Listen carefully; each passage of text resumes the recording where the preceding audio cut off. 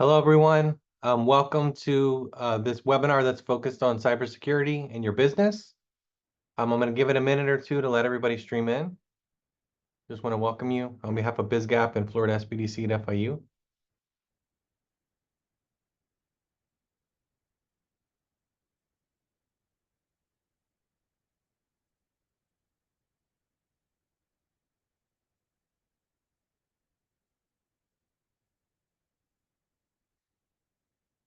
Okay, everybody, we'll go ahead and get started. I want to save a lot of time for questions and answers. But my name is Brian Van Hook, and I'm the Regional Director of the Small Business Development Center at Florida's and Florida International University. As I mentioned today, is our webinar that's focused on what the hack, cyber threats in your small business. We're going to talk to you a lot about potential threats to your business, ways that you can mitigate that, and just additional resources as well. And I would encourage you to put in the chat, like, who are you? What's your business? Are there anything you want to get out of this particular webinar? Also, we will save time at the end for questions and answers. So my name is Brian Van Hook, Regional Director of the Small Business Development Center here at FIU. I'm originally from Louisiana and have almost 20 years of experience on disaster, cybersecurity, technology issues. So I'm really happy to spread that information and share it with you. This is a picture of our really good team. We're really proud of the team that we have. And Florida SBDC at FIU is an SBA resource partner. We do one-on-one business consulting and training to businesses based in Miami-Dade and Monroe counties. We are really proud of the outcomes and the impacts that we've had for local businesses. So I did include some of those impacts up there as well, really focused on helping people start a business successfully, helping them access to capital, government contracts. In particular today, this program is under BizGap, the Business Growth and Acceleration Program. BizGap is a program that we've run since 2016 in Miami-Dade County. And it's focused on hyper-local consulting, really meeting you where you are in the community, whether that's at your business, at community locations, or meeting over Zoom or online like we're doing today. And we've been doing a lot of training and outreach to businesses under the program. And also for BizGap, we want to be like another tool in the toolkit for communities that maybe want to do more for their local small businesses, but don't have all the resources or the consultants or expertise to do it. So that's what we've done under BizGap, is kind of give them additional support and resources for those local businesses. This is just some of the impacts and deliverables we've been able to do in Miami-Dade County under BizGap.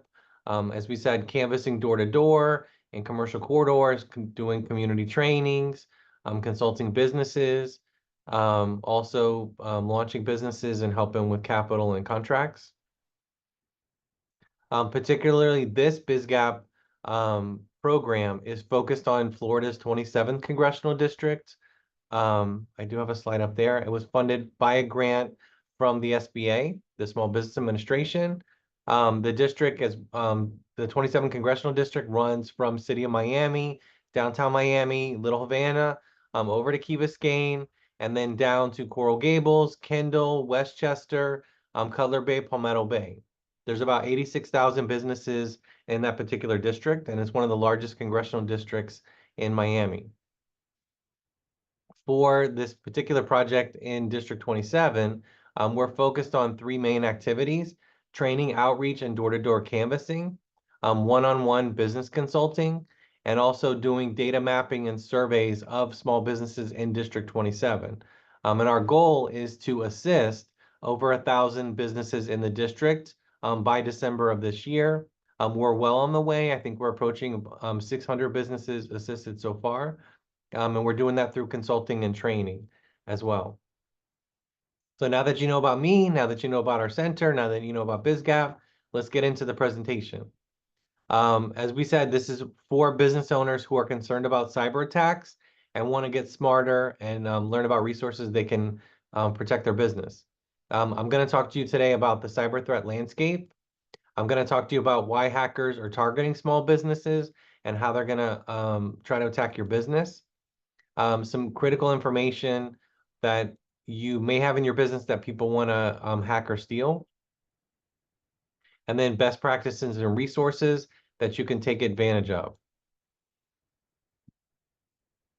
And I was going to give the disclaimer that this is intended to help you kind of get started to prepare and protect your business against a cyber attack, and some of the events that you might walk through if there is a breach on your data and information. I can't cover everything. I don't know your individual business like you do, and I don't know all the different scenarios. So I can't cover all those different circumstances. So there might be some steps or considerations that you might want to follow that I'm not including in this particular presentation. So I would strongly encourage you to basically reach out to your technology partner, your legal partners, like folks in the industry, if you have an association, to understand like if there's a particular obligation for your industry or your business, and how you can tailor like a security breach plan to your company. So I would just kind of give that disclaimer because I know that I'm going to look very smart and I have a lot of great information,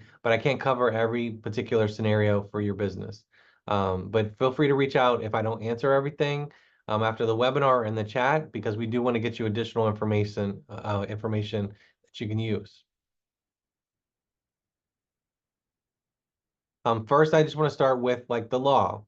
There is a Florida law. I did include the citation at the top, but it does cover personal information. If there's any breach that affects 500 or more individuals in the state, you are required to notify the state of Florida and the Florida Department of Legal Affairs as soon as you know about a breach, but no later than 30 days. And you're required to send notifications to everybody that might have been impacted by the breach. Um, and so you should basically contact your attorney in that scenario to review what your obligation is and what obligations you have under Florida law. I did include like the citation and the statute up there so that you can look it up on your end to be better prepared about it. But I just want to start with that because there are certain requirements if your business is based in Florida and there is a breach that impacts 500, could potentially impact 500 or more people. So you do want to be mindful of that. In terms of the cyber threat actors, like the folks that are going to try to hack your business, it is basically four buckets. It's criminals, so it's hacktivists, espionage from like another country, could be corporate espionage as well if you have some really great IP or intellectual property or something like that. Maybe there's some particular process in your business that they want to get more information on.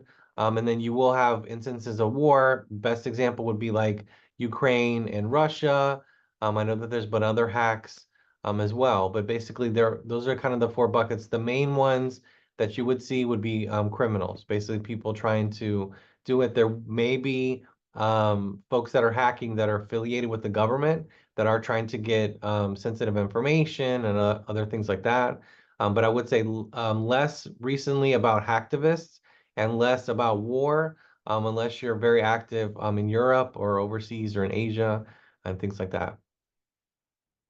The type of cyber threats that usually impact small businesses can include denial of service. That's kind of where you shut down the website, you shut down different services.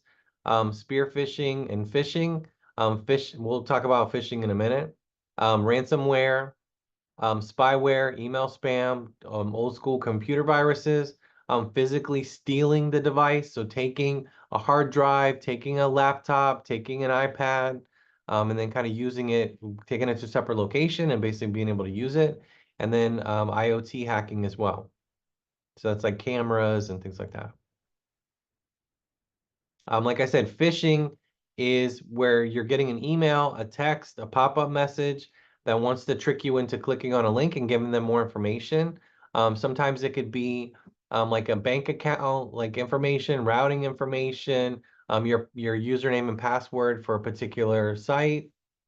I'm just trying to get more information that they can use to get further access. Spear phishing is when you have more information that's derived from social media or from an employee, where you can actually tailor it, where you're like, hey, Brian, I'm on a business trip right now. Can you wire this money to that account? Like that's not just a general phishing. That's where they actually know who the supervisor is. They know who they report to, and they're able to do it. And actually, we were doing a similar presentation on cybersecurity a couple of years ago, and I was talking about phishing and spear phishing, and a guy was really nodding furiously when I was talking about it. And I said, "Sir, did you have like an example or something?" And he's like, "Actually, one of my colleagues was supposed to be here today, and he's not here because he was on a business trip in Orlando." And somebody emailed from, looks like from his email address, like spoofed his email address, and said, "Can you wire money to this account for this vendor?" And so somebody in his office did it, and it was actually like somebody that had done a spear phishing email to his staff to basically route money from the company to the business, to like an account for the hacker. So they were able to basically like engineer and use social media. So you really have to be careful in those instances. So the guy wasn't at the webinar, I mean at the workshop, because he was trying to clean up that incident that happened in his company. Ransomware that has been very popular, you've probably seen it in the news too, is where they make critical information or systems inaccessible via encryption. Victims have to pay a ransom to receive a decryption key. Sometimes you do pay the money and you get the decryption key. Sometimes you pay the money, you don't get the decryption key. Sometimes you do pay and get the key, but then they also do inject like another virus or something else that they can monitor. So it is really tough in those scenarios to kind of know. This is an example of a phishing email that I actually got on my personal email address, where basically it was from an email address that was spoofed, where basically it said Chase, but then when you hover over the email, it actually was like a UC Santa Barbara email address. I did black out my email address, but you see where it's basically like this statement for your credit account is available online. To see your statement, go here, click on this thing. But actually, if you hover over the chase.com, it doesn't actually direct to chase.com. It directs to another website. They just basically edited it so that it showed up as chase.com.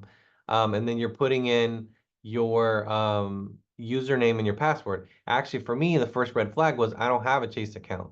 So I'm like, yeah, that's definitely phishing because I don't have a Chase account. So I did flag that for Chase so that they could follow up. But you can see that this email looks completely legitimate. Like it could be coming from Chase, and I bet a lot of people clicked on that.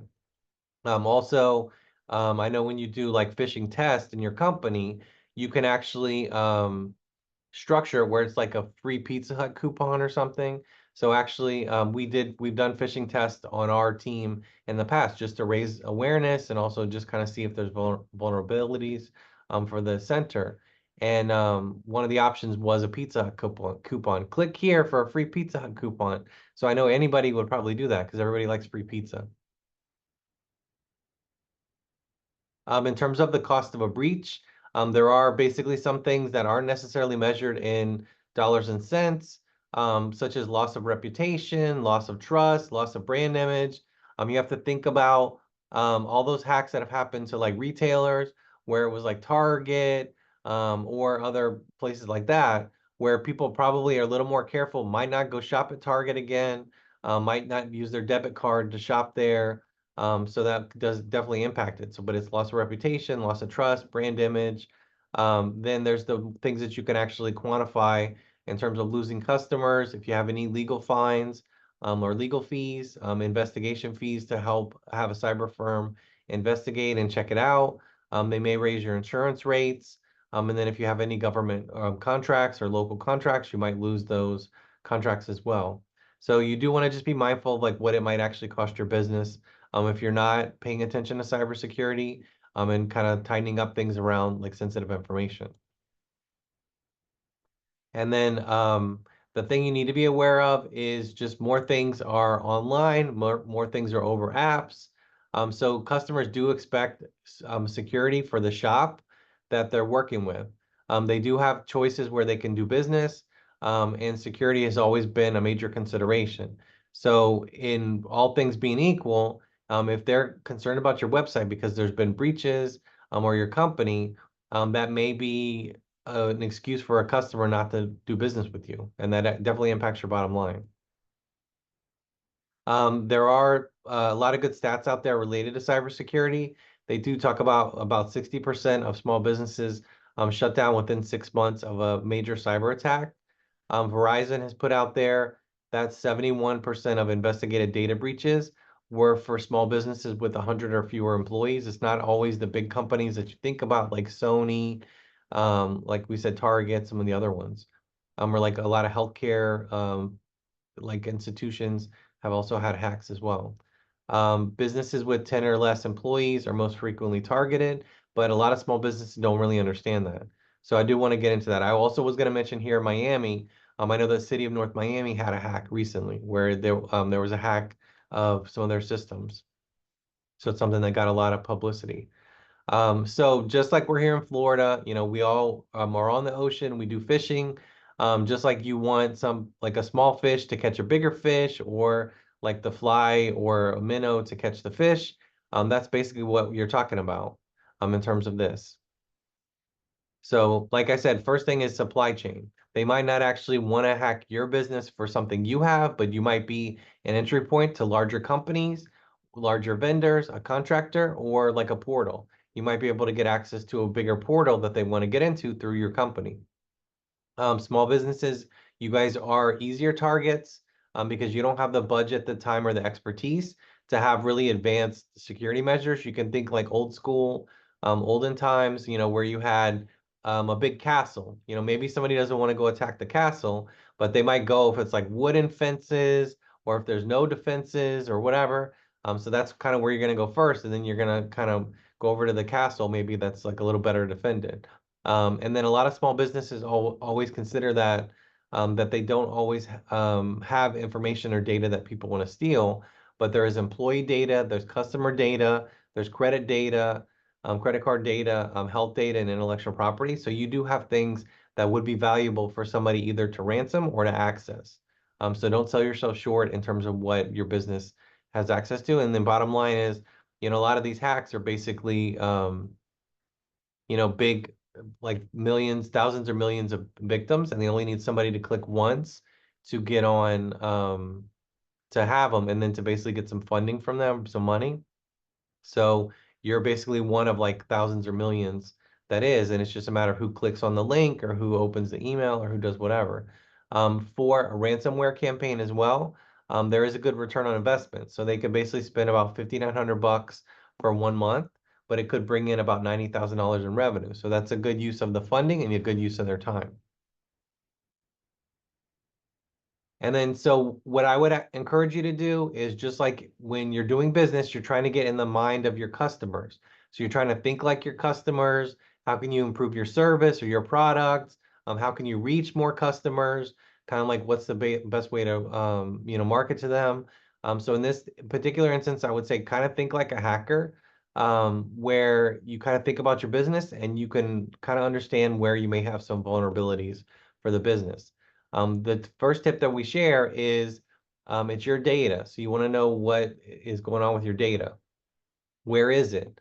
Is it in the cloud? Is it on like one computer in your office? Is it on a server? Does your data flow just within your physical office? Is it your sales team out? Do they have like an iPad or a phone or a laptop? Are they out in the field somewhere where somebody could get it through like a public Wi-Fi network? Also, you want to think about your data. Is it restricted access? Is access granted to everybody? Does everybody have equal access to the data, or is it granted based on what their job function is or their job title? So let's say you have like health data. Maybe the health data shouldn't be accessed by the janitor or by your administrative office or something like that. Maybe it's only for your doctor or for, the head of the company or something.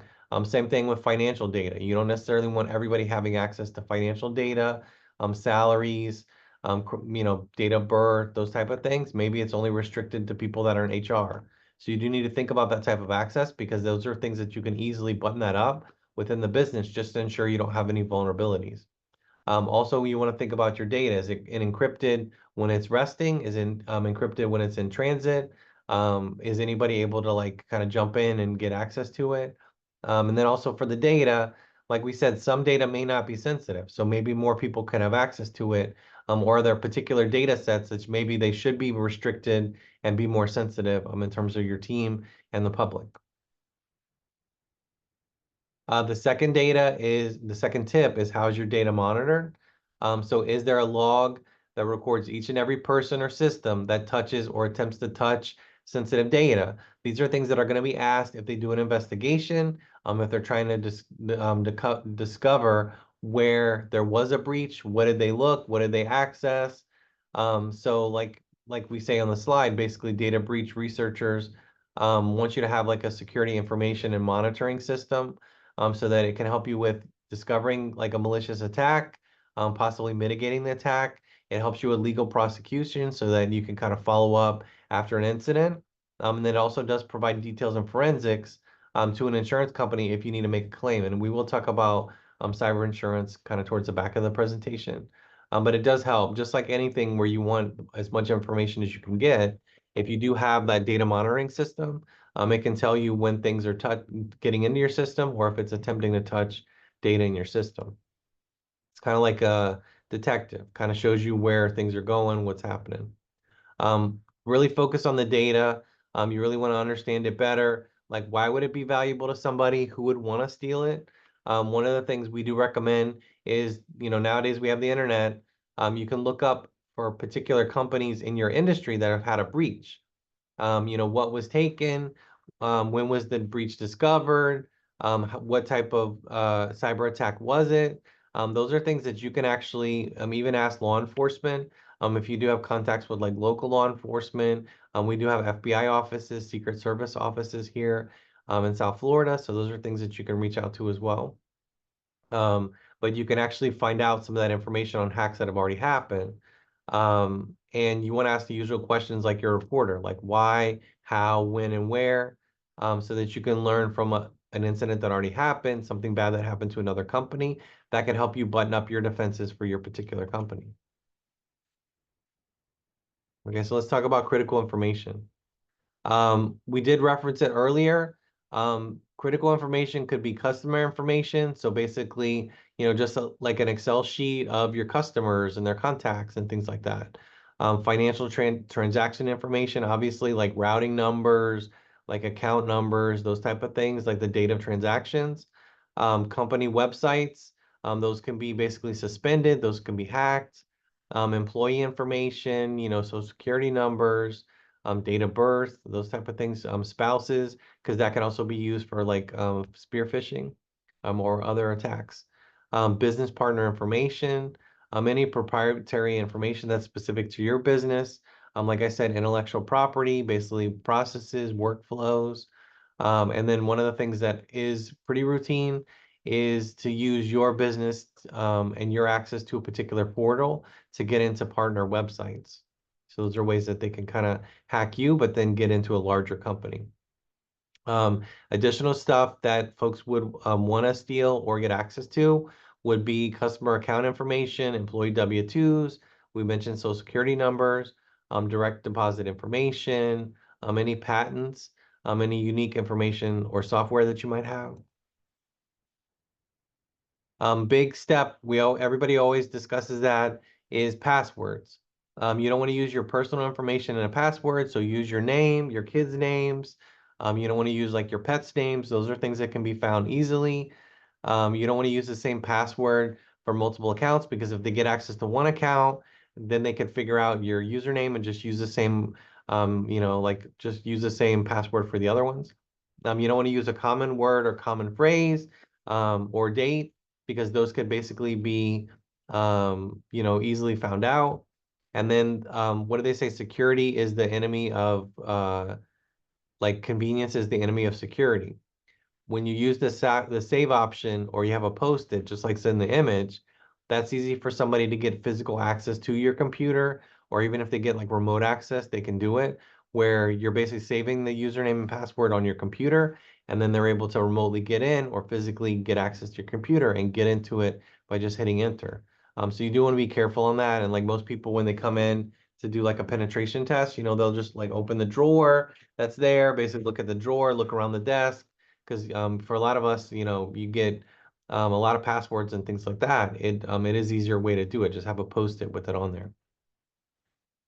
In terms of things you should do, you have a lot of different characters and different symbols at your disposal. So you want to use uppercase, lowercase, numbers, and symbols. A lot of like organizations that have advanced security, they do require that you have a certain makeup of your passwords, where if you enter something and it's not long enough, or it doesn't have like the right characters in it, it will make you redo it.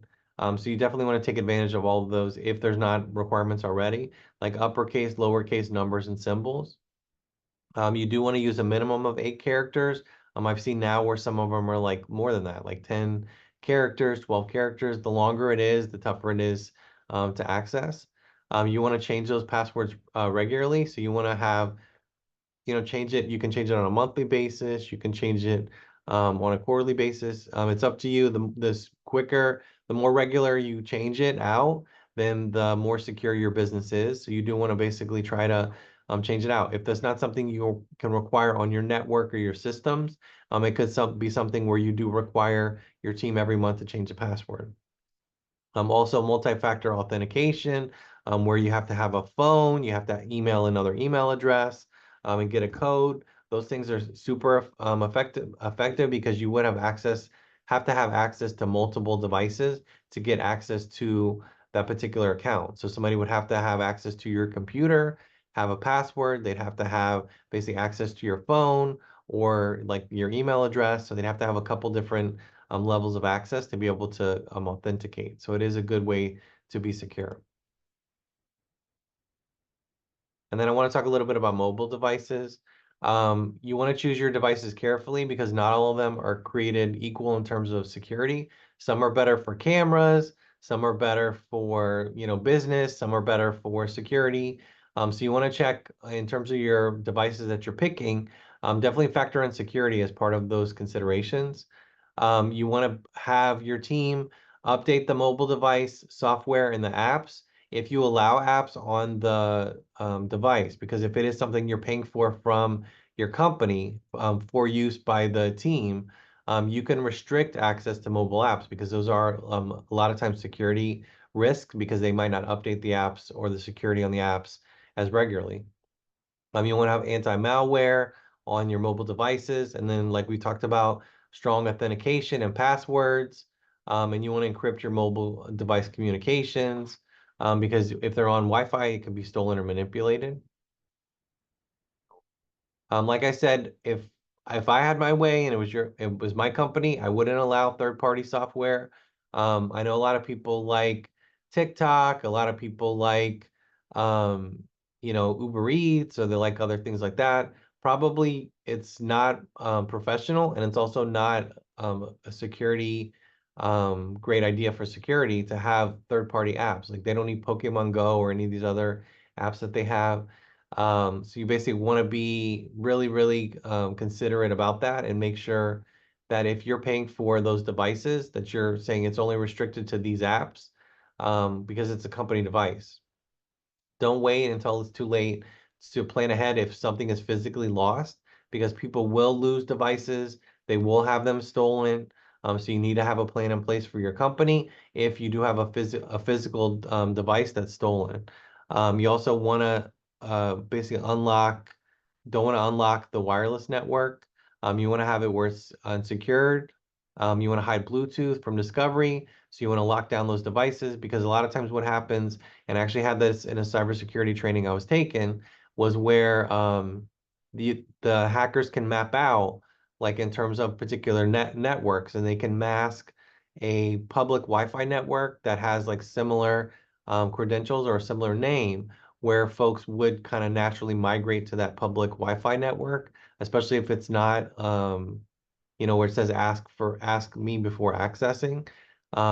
You would basically migrate to that and then they can see what happens. So actually one of the sessions I was in, they were able to see that somebody went into Bank of America and was logging into Bank of America in their account. So they didn't get any of the information, but they were able to see that. Um, on the same token, public Wi-Fi is very risky, because if you're on there, like the videos always show, you could basically be in a coffee shop, and then there could be somebody sitting at a table across from you that's seeing everything that you're accessing, seeing your password, your login, seeing, sensitive information. Um, it would always be a good idea to like don't open text messages or suspicious emails if you see them from unknown senders, because that could be have sensitive, like viruses could have sensitive information or links that you don't want to click on. And then I would just say about cybersecurity funding and support. Obviously, the federal government spends billions of dollars on cybersecurity. Microsoft spends billions of dollars as well. Bank of America spends about $1 billion. It's a little dated for some of those numbers, but the question is, for your business, how much are you willing to spend to protect your business? Because I know you're not going to have $9 billion. You might not have $50,000. If I can make a suggestion, if you are going to spend money on cybersecurity, one of the things you can do, and it's really cost effective, is to properly train your employees, because you're only as good as your weakest link.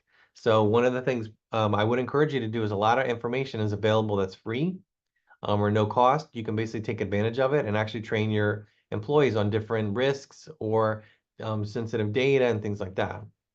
So, like I said, technology is great. You could buy the most advanced cybersecurity protection program. You could have like a really great cyber firm on speed dial. But if you don't train your employees, that's going to cause you problems, because they're your first line of defense. So you want to encourage your team to report any strange emails, any computer activity. You also want to train them on the tools that you use, so that they're aware from their particular perspective. I know I work at FIU, and FIU regularly does phishing tests, and it has like encourages employees to send information to a particular email address that you can flag it as potential, phishing attempt or cybersecurity risk or something like that. So I know a couple of times we've sent emails to them, and they're like, "Thank you, we were just doing a phishing test."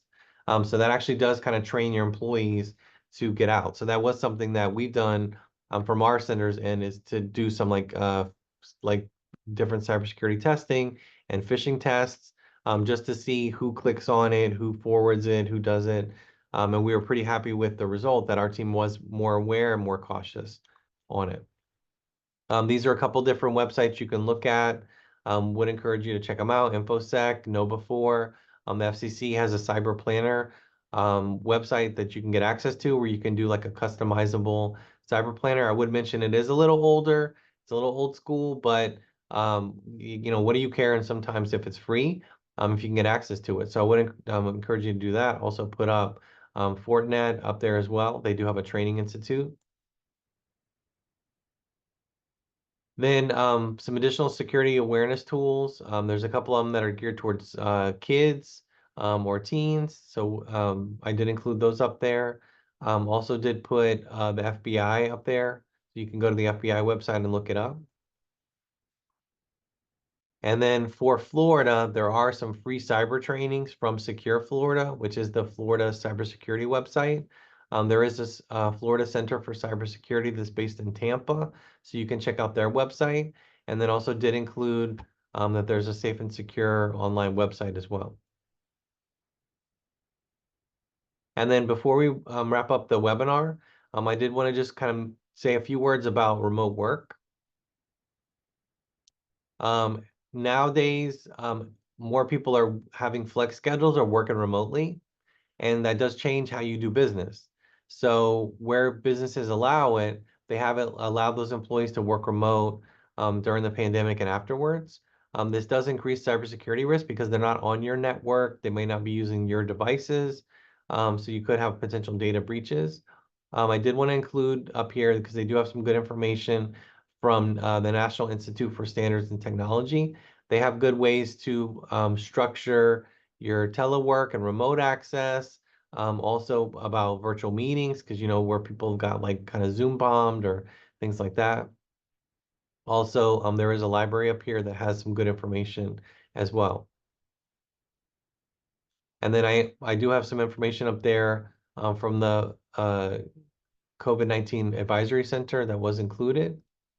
And then lastly, around cyber insurance, um, would say like any good response, cybersecurity insurance depends on your business. Policies do exist, but you really need to read the fine print and you need to comply with their requirements. You need to answer any questions candidly from your insurance agent. And you need to understand, just like the commercials they used to have, where it's like you think you're covered for this, but you're actually only covered for that. So you do need to pay attention to those type of things and just, lay everything out on the table. Some key questions that you can ask regarding cyber insurance is, are policies bundled? Are they standalone? Are there any policy exclusions?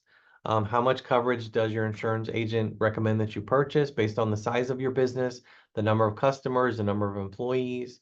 Do they have a breach response firm? And then does cyber difference in conditions coverage make sense for your business? So those are some things that you can answer. You can ask them specific to cyber insurance. And then I don't want to leave you empty-handed, so I also am including some links up here for the FBI cybercrime, the Federal Trade Commission, InfraGard, which is a really great group that's basically local businesses and cybersecurity professionals. They do have local chapters, so there is a South Florida chapter that meets, and you can actually get access to it, where they share really good information, updates, different things like that. And then also Fish Me is up there. That's where some of the infographics that we've used in our office, those are available. So it's a way you can get some of that information. And then I would encourage you, if we can help you in any way under BizGap, I'm going to leave up the QR code so that you can access that if you want to register for BizGap. Because we have additional consultants that can help you in a variety of different areas, not just on cybersecurity. So would encourage you to either click on our website, circle back with Mateo that's in the webinar, or to scan the QR code. And then what I am going to do is take a look and see if there's any questions that you guys have. So let's see. I do. Let's see, Mateo. So I don't see any Q&A questions. I do see where somebody's asking a question. They're wondering if it's being recorded and if it's going to be shared. We will basically provide you with a copy of the presentation. And we also will share the link for the video when it's ready. And I don't see any other questions, Mateo. Does anybody else have any questions? No, Brian, I think there's no more questions. Okay. So I do see we had a couple of participants in. So would encourage you to follow up if we can help you in any way. And really just thank you guys for your time. Thank Mateo for his time. And look forward to helping you and seeing you in some future webinars as well. Take care.